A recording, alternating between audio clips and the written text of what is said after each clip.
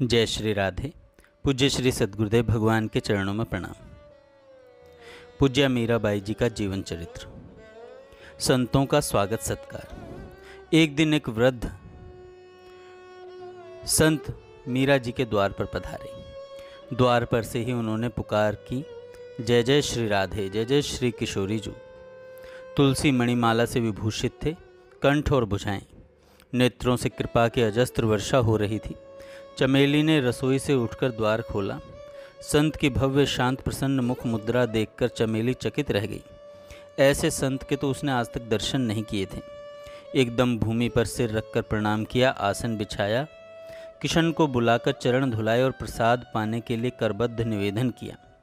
आशीर्वाद देकर संत ने आसन ग्रहण करते हुए पूछा, हमारी मीरा बेटी कहाँ है? बहुत दूर से हम अपनी बेटी को देखने मिलने आए हैं। तब तक किशन शरबत बनाकर ले आया।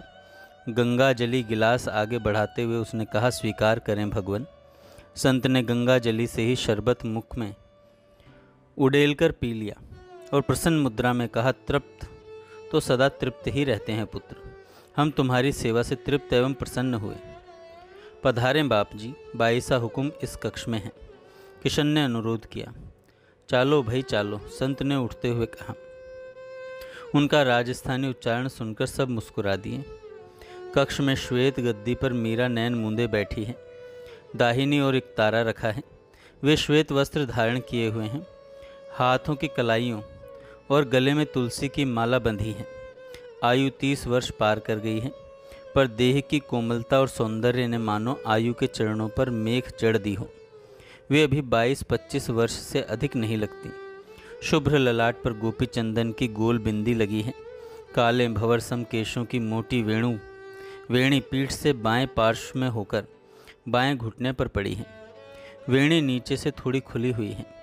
मुंदी हुई पलकों के बीच से कभी कभी 2-4 अश्रु बिंदु झर पड़ते हैं, किंतु होठों पर मुस्कान खिली पड़ती है। वे बाह्य ज्ञान शून्य है। कक्ष में जाजिम बिछी है। एक और कोने में चकोर गद्दियों की थड़ी लगी है और दीवार पर केवल एक चित्र लगा है, जिसमें श्याम सुंदर यमुना तट पर एक पैर पर दूसरा पैर चढ़ाए हाथ में वंशी लिए सामने देखते हुए शिला पर बैठे हैं। महात्मा चित्र की ओर देखकर मुस्कुराए। सामने की दीवार से लगी चौकी पर सुंदर मखमल का नीला आस्तरण बिछा है। उसी चौकी पर गिरधर गोपाल का सिंहासन रखा है। विविध पूजा के उपकरण पास में रखे हुए हैं और धूप दीप अभी प्रज्वलित है। चमेली को लगा कि ये संत अवश्य ही बाईसा हुक्म को स्वस्थ कर सकते हैं। उसने मीरा की ओर मुड़ते हुए संत के चरणों पर मस्तक रखा। महाराज, म्हारी धनियाणी ने सांवल कर दो। महाराज, या के बिना मैं सगला ही मर्या समान हाँ। कृपा करो बाप जी। उसका गला रुंध गया। संत ने हंसकर कहा, उसके सिर पर हाथ रखा, चिंता मत कर बेटी, यह तो पंथ ही ऐसा है कि अपनी सुध नहीं रहती, औरों की कहाँ चले। ये अभी चैतन्य हुई जाती हैं। तुम धन्य हो, महाभाग्यवान हो कि ऐसी स्वामिनी की सेवा मिली। भक्त की सेवा भगवान स्वीकार करते हैं। उन्होंने आगे बढ़कर मीरा के मस्तक पर हाथ रखकर नेत्र मूंद लिए। 2 क्षण पश्चात मीरा की पलकें हिली और धीरे से उन्होंने नेत्र खोल दिए। सामने खड़ी दासियों और सेवकों ने हर्ष के आंसू बहाते हुए धरती पर सिर रखे, जीवता रो सुखी रो।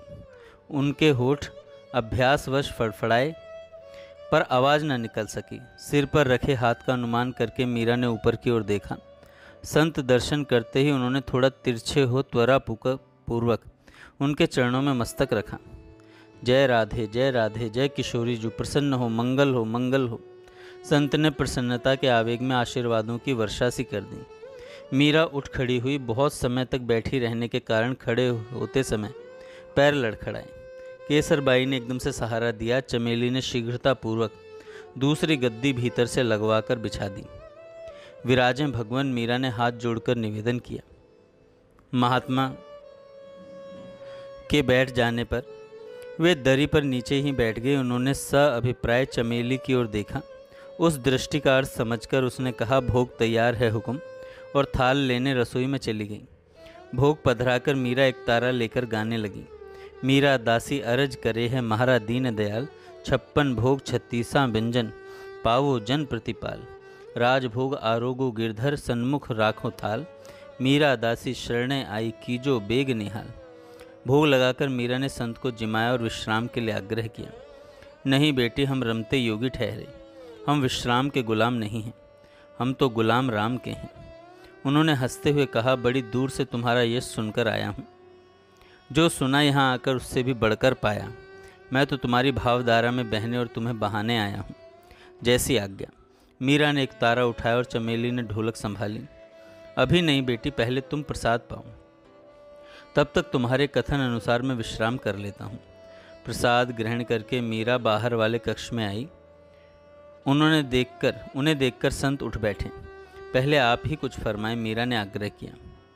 ना बेटी, पहले तुम कहो, सुनने की आशा के लिए दौड़ा चला आ रहा हूँ। मीरा ने एक तारे के तार को झंकृत किया और आलाप लेकर गाने लगी।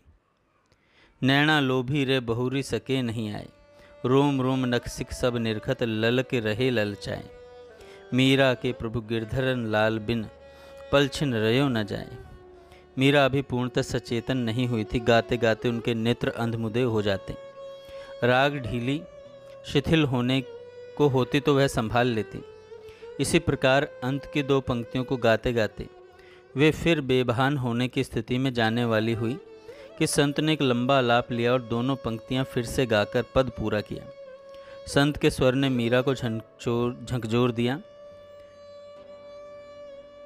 और उन्होंने कृतज्ञतापूर्वक प्रणाम किया और उन्होंने मुस्कुराकर कहा, और अब आप सुधा वर्षण की कृपा करें। मीरा ने विनयपूर्वक हाथ जोड़े। नहीं, आज तुमसे सुनने ही आया हूँ। आवश्यकता हुई तो बीच बीच में साथ दूंगा। मैं बालक हूँ भगवान, आज्ञा पालन ही उचित है, किंतु भूल होना तो स्वाभाविक है। सो सब कुछ नहीं, मैं साथ दे रहा हूँ, तुम्हारे विश्राम का समय ले रहा हूँ। नहीं भगवान, श्री चरण संकोच न करें, मुझे इसी में सुख है। श्याम महने चाकर राखो जी, गिरधारी लाल चाकर राखो जी। धन्य धन्य मीरा, धन्य हो गया आज मैं। वृंदावन की प्रेममयी दिव्य धरा और तुमसी प्रेम दीवानी का दर्शन पाकर मैं सचमुच धन्य धन्य हो गया।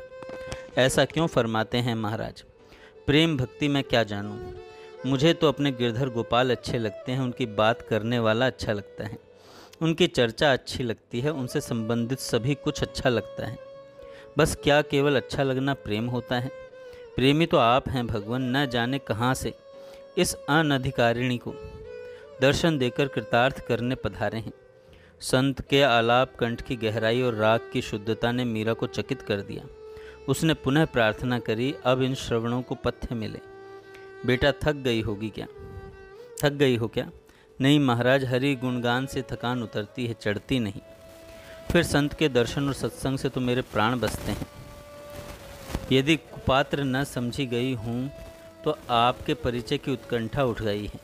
साधु का क्या परिचय पुत्री? वे हंस दिए। कभी सचमुच आवश्यकता आन पड़ी तो जान जाओगी। वे फिर हंसे। आज तुम्हें थकाई देता हूँ, यह सहज संभव नहीं है प्रभु, मीरा ने हंसकर उत्तर दिया। कर पल्लव में करताल खड़खड़ा उठी। मैं गिरधर के घर जाऊं, गिरधर म्हारो साचो प्रीतम, देखत रूप लुभाऊं। मृत्या नृत्य के लिए उठ खड़ी हुई। उसी समय श्री जीव गोस्वामी जी पाद आ गए। परस्पर नमन के पश्चात उन्होंने वृद्ध संत को प्रणाम किया और केसर बाई के द्वारा बिछाई गद्दी पर बैठ गए।